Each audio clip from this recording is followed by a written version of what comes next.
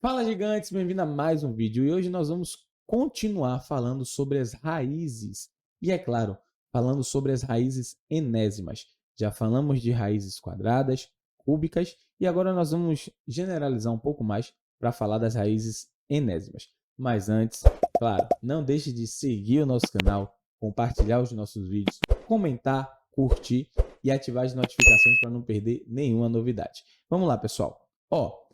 Vamos falar sobre raiz enésima. Poxa, o que seria uma raiz enésima? Na verdade, tudo que nós vamos trabalhar nessa aula é uma generalização para toda e qualquer raiz que você for calcular, tá? Nós vamos trazer aqui dois pontos importantes que vocês precisam saber para não errar o cálculo das raízes. Bom, falando, né, todo início de aula eu falo sobre os elementos das raízes e eu vou falar de novo aqui para vocês.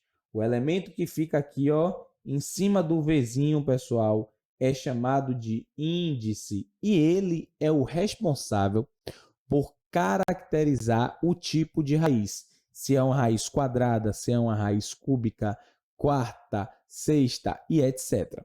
Bom, e esse número que está aqui dentro, ele é o radicando. Na verdade, ele é o resultado o qual nós queremos chegar. Então, se eu quero a raiz quadrada de 25, eu preciso de um número que multiplicado por ele mesmo chegue em 25, que é justamente o radicando dessa raiz desse radical, ok? Então, vamos lá, vamos analisar algumas coisas aqui.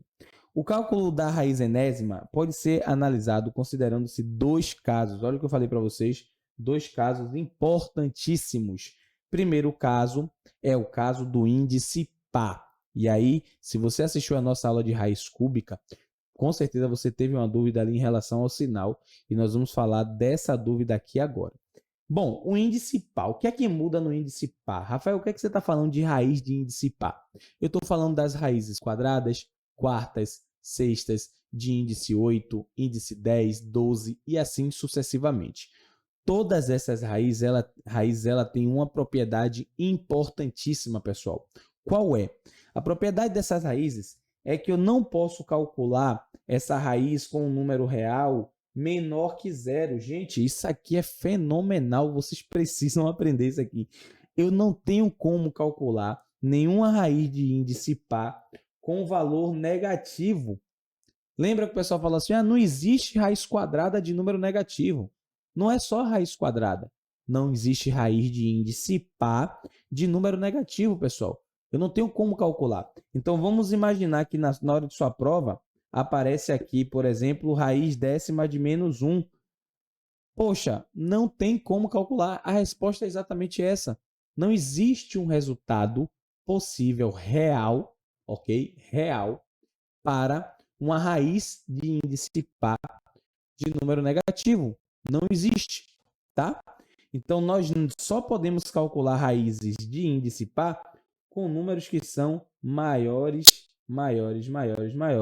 que zero, ok? Lembrando que eu não posso ter aqui uma raiz quadrada de um número negativo. Isso é óbvio, ok? Então, aqui só o desenho para vocês entenderem. Essa raiz aqui, ela só vai existir se isso aqui também existir. Lembra que eu falei para vocês que raiz e potência são duas coisas inversas, contrárias, opostas? Então, observe.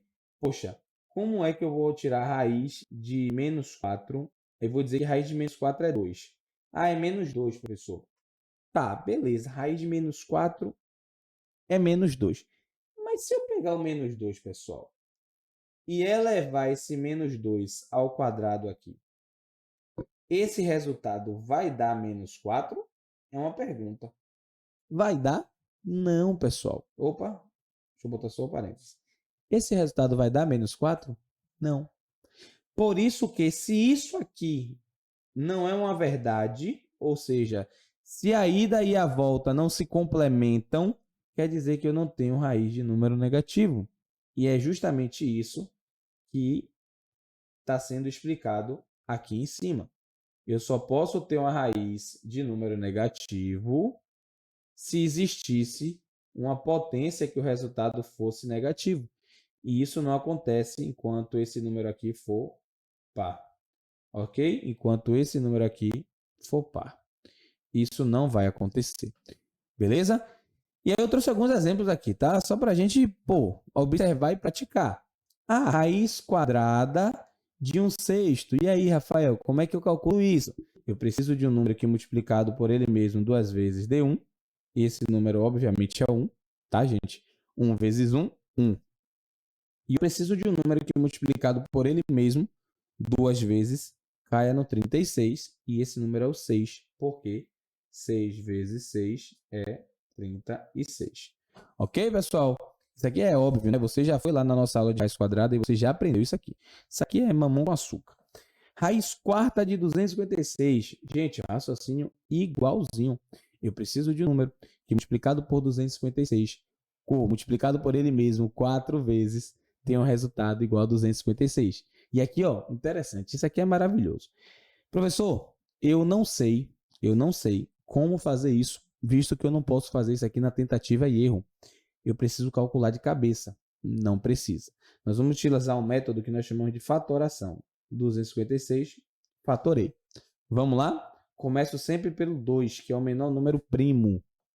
256 dividido por 2, 128. Por 2, 64. Enquanto for por 2, eu estou indo por 2, 32.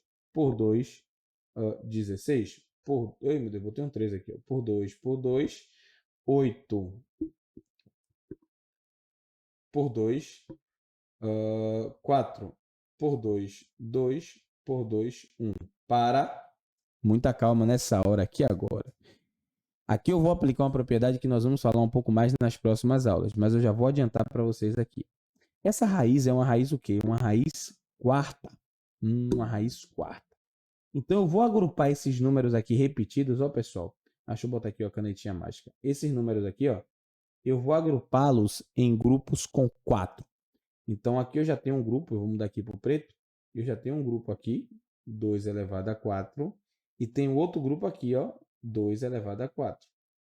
Professor, por que o senhor colocou 2 elevado a 4 aqui e aqui? Muito simples, porque o 2 aqui está se repetindo 1, 2, 3, 4 vezes. 2 se repetindo 4 vezes. Embaixo da mesma forma, 1, 2, 3, 4, 2 repetindo 4 vezes. E agora? Agora eu vou reescrever essa raiz. Ó, vou reescrever a raiz aqui. Aqui vem o 4.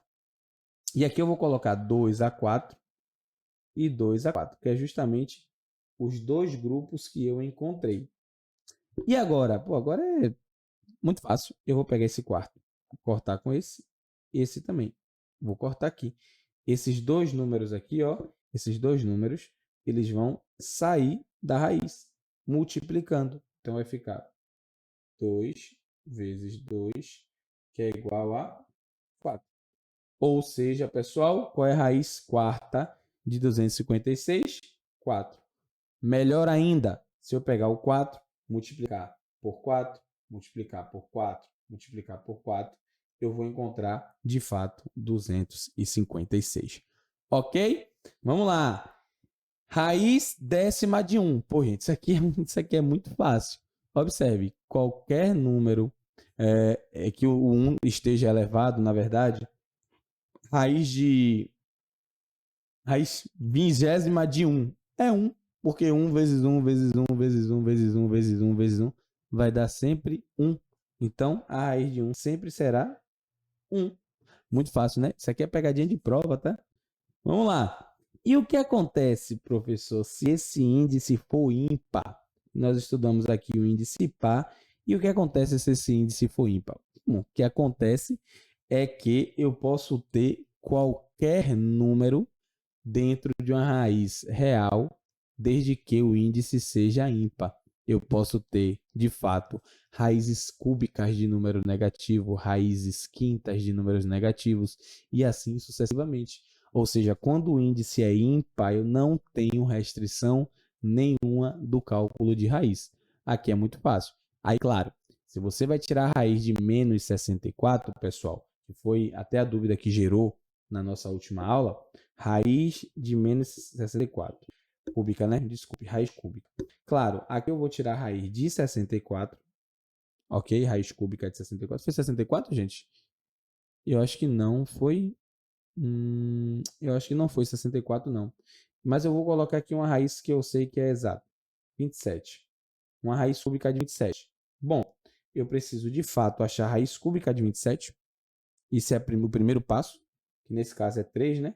Porque 3 vezes 3 vezes 3 é 27. Eu vou colocar aqui só para vocês entenderem. E aí, depois que eu achei o 3, eu vou acoplar o negativo no resultado.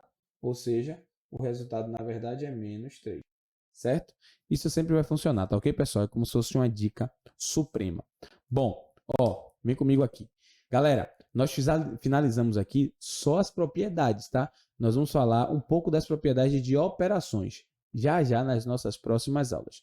As primeiras foi só para que você entenda o que é uma raiz, o que é um índice, o que é um radicando e como é que eu realizo o cálculo de qualquer raiz, ok? Mas você não pode perder as nossas próximas aulas na nossa playlist de potência e radiciação. É isso e vem com o gigante.